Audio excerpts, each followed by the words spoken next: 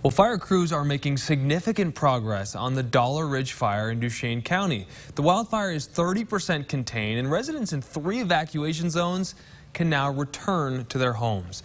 News 4 Utah's Rosie Nguyen joins us live from the American Red Cross Volunteer Center with what this means for the shelter. Rosie?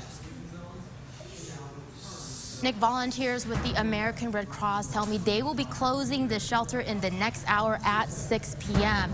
Now, the center will still remain open from 8 a.m. to 8 p.m. at Duchesne High School if anyone needs to swing by and pick up supplies. Now, I just want to tell you a little bit about the volunteers that have been spending the last 7 days here helping out evacuees with the Dollar Ridge fire. We've had 29 volunteers here at this shelter, some of them spending 42 hours before they got any sleep just to make sure the shelter was ready for the evacuees. We've had about 906 evacuees come through this shelter.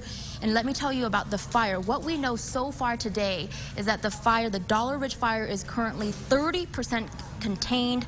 It's nearly 45,000 acres in size with 784 personnel on the ground.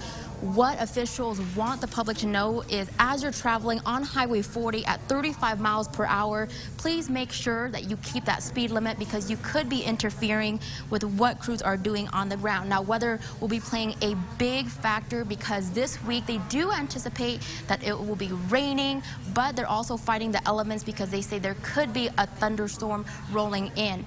Now, as far as the volunteers go, this really is all just a big labor of love. They've got piles and piles of water, they've got food, clothes, toiletries. So if anyone still needs anything, please swing by the volunteer center here at Duchesne High School.